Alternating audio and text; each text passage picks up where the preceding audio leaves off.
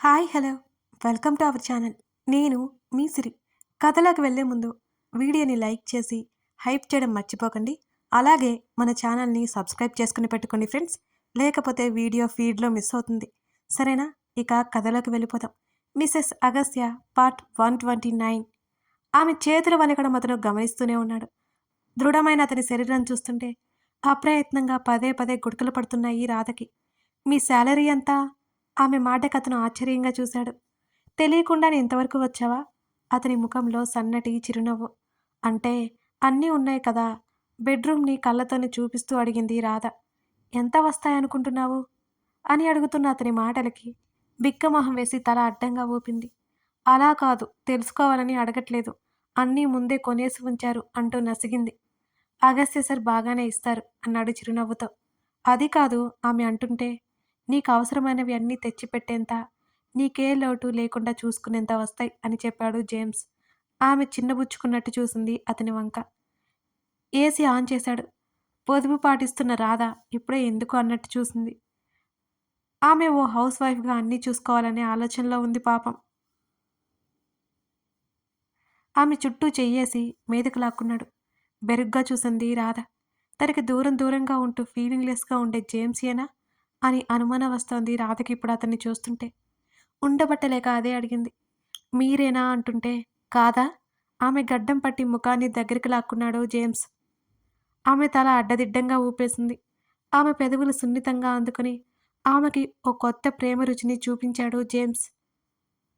ఆమె కోమలమైన శరీరం అతని శరీరం కింద నలిగిపోసాగింది.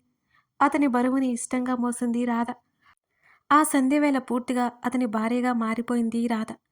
ఆమెని మీదకి లాక్కుని వెనక్కి వాలి ఆమెనే చూశాడు జేమ్స్. అతని ధాటికి ఆమె ముఖం కందిపోయి ఉంటే ఆమె కనులు తడిదేరి ఉన్నాయి. అను, అతని స్వరం మృదు గంభీరంగా ఉంది. ఊ, నెమ్మదిగా పలికింది రాధ. నేనేంటో, నా జాబ్ ఏంటో, నా లైఫ్ ఏంటో మొత్తం నీకు తెలుసు. నన్ను అర్థం చేసుకుని ఎప్పటికీ నాతోనే ఉంటావని ఆశిస్తున్నాను అంటుంటే ఆమె కనులెత్తి అతని వంక చూసింది. మీరు చెప్పాలా అని అడిగింది చిరుకోపంగా చూస్తూ. నెమ్మదిగా ఆమె జుత్తు సవరిస్తూ, నీకు ఎటువంటి లోటు రానివ్వను అని మాటిస్తున్నాను. నీకే ఇబ్బంది అయినా నేను ఉన్నాను. అతని నుంచి వచ్చిన 4 మాటలకే ఆమె మురిసిపోయింది. జేమ్స్‌తో ఆమె జీవితం మీద ఇంకేమాత్రం దిగుల్లేదు. తల్లిదండ్రులు గుర్తుకు రాగానే ఒక్కసారిగా లోపల కలుక్కుమన్న భావన రాధలో. మీ నిర్ణయాన్ని గౌరవించలేని మీ కూతుర్ని క్షమించండి నాన్న. ఏడుపొస్తుంటే కళ్ళు మూసుకుంది రాధ. కందిన ఆమె పెదవులను మరోసారి అందుకున్నాడతను. రాధ కళ్ళు తెరవనే లేదు. మరోసారి అతనికి సొంతమైపోయింది. రాత్రి 11 గంటలైంది. బెడ్ మీద అలసటగా పడుకుని ఉంది రాధ. అతను డ్రెస్ వేసుకుంటున్నాడు. నేను బయట ఉంటాను. అవసరమైతే కాల్ చేయి అని చెప్తున్నాడు. ఆమె అయిష్టంగా చూసింది అతని వంక. 2-3 అవర్స్‌లో వచ్చేస్తాను అంటూ బయటికి వెళ్ళిపోతున్నా అతని చేతిని పట్టుకుంది రాధ. నిజానికి అతనికి ఆమెను వదిలేసి వెళ్ళిపోవాలని లేదు. కానీ అతనికి పని మీద ఉన్న గౌరవం అతన్ని వెళ్ళేలా చేస్తోంది.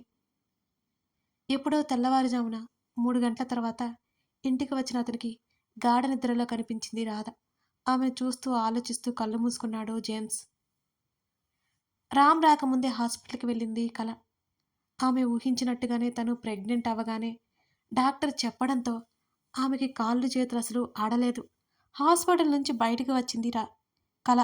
తల్లి అవ్వబోతున్న సంతోషం రామ్ గుర్తుకు రాగానే ఆవిరైపోయింది. తను ఈ మధ్య పిల్స్ వాడడం లేదు. కొన్నిసార్లు మర్చిపోతే, మరికొన్నిసార్లు రామ్ అయితే సమయం ఇవ్వలేదు. భారంగా ఇంటికి అడుగులు వేసింది. ఆకలేస్తుంది అని ఫుడ్ పెట్టుకోగానే ఒక్కసారిగా కక్కొచ్చేసింది. నీరసంగా అలాగే పడుకుంది. రామ్ ఇంటికొచ్చే వరకు మెలుకోలేదు. సాయంత్రం ఎప్పుడో లేచి టైం చూసుకుని అదిరిపడింది కళ. ఆమెకి కాళ్ళు చేతులు ఆడట్లేదు. ఇప్పుడే రామ్ వస్తాడు. ఇది ఎక్కువ రోజులు దాగే విషయం కాదు. తర్వాత చెప్పొచ్చులే అనుకోవడానికి కూడా లేదు. అప్పుడే ఎందుకు చెప్పలేదని కోప్పడతాడా? ఏడుపొచ్చేసింది కళకి. లైఫ్ సెట్ అయ్యాక పిల్లల్ని కనాలని రామ్ ఆలోచన. అతని ఆలోచనలో తప్పు లేదు. ఇప్పుడు ఏం చేయాలో అర్థం కాలేదు ఆమెకి. కాలింగ్ బెల్ మోగ్గానే ఒక్కసారిగా అదిరిపడింది కళ. నుదిరిన పట్టిన చెమట తుడుచుకుని నవ్వు ముఖంతో వెళ్ళి తలుపు తెరిచింది. రామ్ అలసటగా లోపలికొచ్చాడు. కానీ అతని ముఖంలో ఏదో వెలుగు. కాఫీ ఇవ్వనా బావా అని కళ అడిగింది. ఇవ్వవే, చాలా టైట్‌గా ఉంది అంటూ షర్ట్ తీసేస్తూ ఫ్రెష్ అవ్వడానికి వెళ్ళిపోయాడు రామ్. అసలు విషయం చెప్పాలి అనుకోలేదు కల. అలసిపోయి వచ్చిన అతనికి ఆమె ప్రెగ్నెన్సీ విషయం కోపం తెప్పించొచ్చు. అతను కూల్‌గా ఉన్నప్పుడు చెప్పాలి అనుకుని గట్టిగా ఊపిరి తీసుకుని కిచెన్‌లోకి వెళ్ళింది కల. రామ్‌కి కాఫీ ఇచ్చి దూరంగా కూర్చుంది.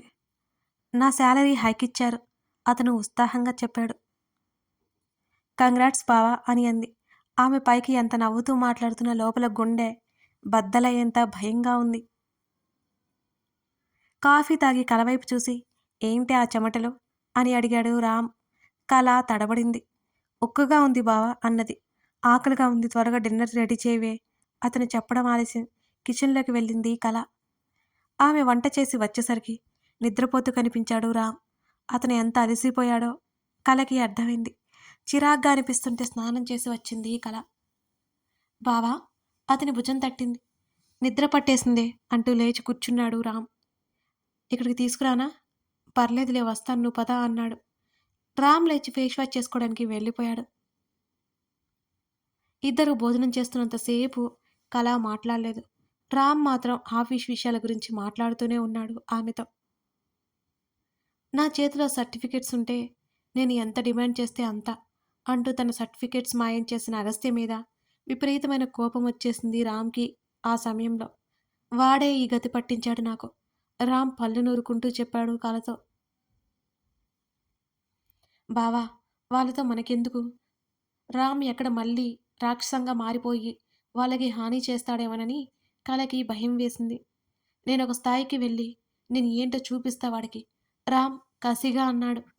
రామ్ ఎలాంటి స్థాయిలో ఉన్నా వాళ్ళకేం పట్టదని రామ్ గుర్తించలేకపోయాడు. వాళ్ళ దారిన వాళ్ళు బాగా బ్రతికితే చాలు అని శ్రీధ ఎప్పుడూ ఆలోచిస్తూ ఉంటుంది. ఆ విషయం అతనికి తెలియదు కదా. మారిపోయిన రామ్ మూడ్‌ని బట్టి విషయం చెప్పాలంటే ఇంకా భయం వేసి చెప్పలేదు కల. అతను 2 చేతులు తల కింద పెట్టుకుని దీర్ఘంగా ఆలోచిస్తున్నాడు. నెమ్మదిగా పక్కన చేరి పడుకుంది కల. ఆమెకి నిద్ర పట్టలేదు. అతన్నలా వదిలేయలేదు. అతను ఆలోచించాడు అంటే ఏదో ఒక తిక్క పని చేస్తాడని భయం కలకి. బావా, నెమ్మదిగా పిలిచింది కల. ఏమిటన్నట్టు ఆమె వైపు సీరియస్‌గా చూశాడు. ఆ చూపులకే భయం వేసింది కలకి. నిద్ర వస్తుంది అన్నావు, పడుకోకుండా ఉన్నావేంటి? ఆమె భయపడుతూనే అడిగింది. నిద్ర పట్టలేదు. నా లైఫ్ మీద నాకే కోపంగా ఉంది. అతని కళ్ళల్లో, మాటల్లో ఆవేశం. ధైర్యం చేసి అతని చెంప మీద చేయి వేసి తన వైపే ముఖం తిప్పుకుంది కల. ప్రశాంతంగా ఉండు బావా. నువ్వు అనుకున్నవన్నీ చేస్తావు. ప్లీజ్, నువ్విలా ఉంటే నాకు చాలా భయం వేస్తుంది. అప్పటికే ఆమె కళ్ళల్లో నీళ్లు. కనీసం తన తల్లి కాబోతున్నట్టు తన భర్తకి చెప్పలేని దౌర్భాగ్యం తనది. నువ్వు ఏడ్చి నాకు చిరాకు దెబ్బకు. నేను ప్రశాంతంగానే ఉంటాను అంటూ కళ్ళు మూసుకుని కాసేపు రిలాక్స్ అయ్యాడు రామ్. అతనికి కళ అప్పటికప్పుడు కావాలనిపించింది. అటువైపుకు తిరిగి పడుకున్న ఆమె చుట్టూ చెయ్యేసి దగ్గరికి లాక్కున్నాడు రామ్. ఉలిక్కిపాటుగా అతని వైపు చూసింది కళ. భయంతోనే అతనికి దగ్గరైంది. రామ్ చాలా కూల్గా ఉండడంతో ఆమె నిశ్చింత ఫీల్ అయింది ఆ రాత్రి. ఉదయాన్నే మెలకువ వచ్చిన రాధకి జేమ్స్ నిద్రపోతూ కనిపించాడు. అతను ఏ వేళప్పుడొచ్చాడో గుర్తులేదు. అతనికి నిద్రభంగం కలిగించకుండా లేచి అక్కడి నుంచి వెళ్ళిపోయింది రాధ. రోజులాగే నిద్ర లేచాడు జేమ్స్. రెడీ అయ్యి గదిలో నుంచి బయటకు వచ్చాడు. రాధ పూజ గదిలో ఉంది. అతను బయటికెళ్ళి శ్రీధతో మాట్లాడి వచ్చాడు. శ్రీధ ఎక్కడికి వెళ్ళట్లేదని తెలిసి మళ్ళీ ఇంటికొచ్చాడు తిరిగి. వంట చేయడం సరిగ్గా రాక నానా తంటాలు పడుతోంది రాధ. కాసేపు హాల్లోనే ఉండి ఆమెను గమనించి ఆమె దగ్గరికి నడిచాడు. ఏం చేస్తున్నావు? అతని స్వరానికి కళ్ళు తిప్పి చూసింది. వంట అంటూ బదులిచ్చి ఇంకా కూరగాయలు కట్ చేస్తూనే ఉంది. నువ్వు ఇలా చేసావంటిక తిన్నట్టే అంటూ ఆమె భుజాలు పట్టుకుని పక్కన నిలబెట్టాడు. ఏం చేస్తున్నారు అని ఆమె అడుగుతుంటే వంట అచ్చు ఆమెలాగే బదులిచ్చి చకచకా కూరగాయలు తరిగేశాడు జేమ్స్. మీరెందుకు, నేను చేస్తానుగా, రాధ కంగారుగా అన్నది. అప్పటికే రాత్రంతా డ్యూటీ చేసి వచ్చాడు. మళ్ళీ పనులంటే అతనికి శ్రమ అని ఆమె బాధ. రోజు నేనే చేసుకుంటాను, నాకేం కొత్త కాదంటూనే కూర స్టవ్ మీద పడేసి ఆమె ఆల్రెడీ కలిపి ఉంచిన చపాతీ ముద్ద తీసుకుని చపాతీలు చేయసాగాడు. అతను చకచకా చేస్తుంటే నోరు వెళ్ళబెట్టి మరీ చూస్తోంది రాధ. అరగంటలో పనులు ముగించి చేతులు కడుక్కున్నాడు. ఇంకా ఆశ్చర్యంగా చూస్తున్న ఆమెని రెక్క పట్టుకుని దగ్గరికి లాక్కోవడంతో ఉలిక్కిపడింది రాధ. కళ్ళు ఎగరేగానే తడబాటుగా తలాడించింది రాధ. చీరలో ఉన్న ఆమెను ఆపాదమస్తకం చూస్తూ అతని బలమైన చేతులతో చుట్టేశాడు జేమ్స్.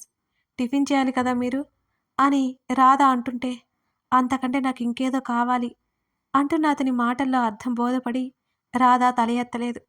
పొద్దున్నే ఏంటి సిగ్గుతో దూరం జరగబోతూ చెప్పింది రాధ. కానీ రాధ మాటలు అతను వినలేదు. ఆమె చీర తప్పించి నడుమును నిమరగానే కళ్ళు మూసేసి అతన్ని హత్తుకుంది రాధ. ప్రణయ సాగరంలో ఇద్దరూ తనివి తీరా తడిచి ముద్దయిపోయారు. జుట్టు ముడి పెట్టుకుంటున్న రాధని మీదకు లాక్కోగానే, ఇక వదలరా మీరు అని ఆమె అంటుంటే, వదలొద్దని పెళ్లి చేసుకున్నది అని అన్నాడు జేమ్స్. అతనిలో గంభీరత్వం పోయి చిలిపిదనం కనబడుతుంటే, పట్టుకోవడం అంటే ఇలా కాదుగా అని నవ్వింది రాధ. ఆమె కోమలమైన శరీరం అతని తనువు మధ్య బందీ అయిపోయింది మరోసారి. కానీ రాత్రుల్లో అతను వెళ్ళడం, ఒంటరిగా ఉండడం మాత్రం రాధకి భయంగా ఉంటుంది. అతనికి చెప్పట్లేదు అంతే. అతను వెళ్ళడమే మాత్రం ఇష్టం లేదు, కానీ తప్పదుగా, అది అతని ఉద్యోగమే. కూతురు రమ్మండంతో చందన్ తీసుకుని ఇంటికి వచ్చాడు ఆనంద్. డాడీ, ఇవాళ నేను అగస్త్యతో ఆఫీస్కి వెళ్తున్నాను. అవంతిని మీరే చూసుకోవాలి. నేను మధ్యాహ్నానికి వచ్చేస్తాను. శ్రీధ మాటలకి అర్థం కానట్టుగా చూశారు ముగ్గురు. అగస్త్య వైపు కళ్ళు చిన్నవి చేసి చూడగా, ప్లీజ్ అన్నట్టు పెదవులు కదిపి కళ్ళు చిన్నవి చేసింది. ఆమె అబద్ధాన్ని అతను అంగీకరించి తనతో పాటు తీసుకెళ్లాడు. శ్రీధ వెళ్లే ముందు చెప్పిన మాటలకు గుర్తున్నాయి చందనకి. ఆమెకి కంగారుగానే ఉంది. కారులో కూర్చోగానే శ్రీధని మీదకు లాక్కున్నాడు అగస్త్య. నువ్వు అబద్ధాలు చెప్పిందే కాక నన్ను కూడా లాగుతున్నావా అని అంటుంటే శ్రీధ నవ్వింది. చెప్తాను కదా, అంత తొందర ఏంటి తమరికి అంటూ అతని చెంప మీద ముద్దు పెట్టుకుంది శ్రీధ. ఉఫ్, ఈ మధ్య బాగా ముదిరిపోయావు, ముందే నన్ను లాక్ చేస్తున్నావు అంటూ ఆమె కింద పెదవిని అందుకుని వదిలాడు అగస్త్య. అతని వైపు గుర్రుగా చూసింది శ్రీధ.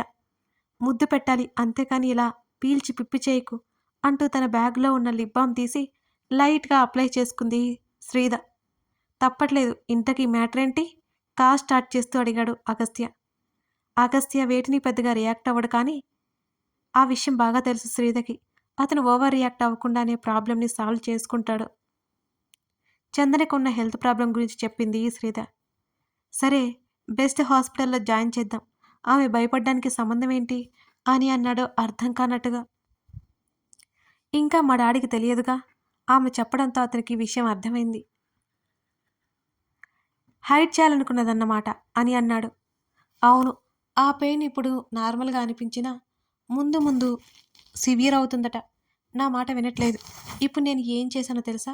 మీరు డాడీకి చెప్పండి, లేకపోతే నేనే వచ్చి వివరంగా చెప్తాను. మీరు చెప్పేది నేను చెప్పేదానికి తేడా ఉంటుంది. మీరే ఆలోచించుకోండి అని బెదిరించి వచ్చేసా అని చెప్పింది శ్రీధ. నువ్వు పెద్ద తెలివైన దానివని ఫీల్ అవుతావు, తిక్క మొహమా అని అగస్త్య అన్నాడు. ఓయ్, అంత మాట అనేసావేంటి నన్ను? శ్రీధ కచ్చగా పళ్ళు నూరుకుంది. హెల్త్ ఇష్యూస్ని ఇన్ని రోజులు ప్రోలాంగ్ చేయకూడదు. నీకు ఎప్పుడో తెలిస్తే ఇన్నాళ్ళు ఎందుకు ఊరుకున్నావు అని ముఖం చిట్లించి చూశాడు అగస్త్య. అంటే డాడీకి చెప్తారేమోనని వెయిట్ చేస్తే చెప్పలేదుగా. ఆల్రెడీ చెప్పే ఉద్దేశం లేదని నీకు అర్థమైనప్పుడు నువ్వు టైం వేస్ట్ చేయకూడదు. ఒక్కొక్కసారి మన చేతుల్లో ఏది ఉండదు అని చెప్పాడు అగస్త్య. ఆఫీస్ రావడంతో కారు ఆపాడు అగస్త్య. నేను ఇంత ఆలోచించలేదు. ఆవిడ చెప్పకుండా నేను డాడీతో చెప్పడం బాగోదని చెప్పలేదు. మళ్ళీ ఆవిడ ఫీల్ అయిపోతారు కదా. డాడీకి ఆమె మధ్య ఏమైనా గొడవలు వస్తాయని భయం వేసి చెప్పలేదు. అతనితో పాటే కారు దిగింది శ్రీధ. సరే చూద్దాం పద. ఎక్కడికొచ్చేది? నేను ఇట్నుంచిటు విన్నీ దగ్గరికి వెళ్తున్నా. పోయినసారి వచ్చినప్పుడు నువ్వు ఏం చేసావో నాకు తెలుసు అంటూ లిఫ్ట్ వైపు వెళ్తున్న అతన్ని చూసి మూతి తిప్పింది శ్రీధ. ఏం చేయనులే పదా. అతను సన్నగా నవ్వాడు. నీ మాటలు నేను నమ్మను అని చెప్పింది శ్రీధ. వస్తావా ఎత్తుకుపోవాలా? అతని బెదిరింపులకు గుర్రుగా చూసి అతని వెంట అడుగులు వేసింది శ్రీధ.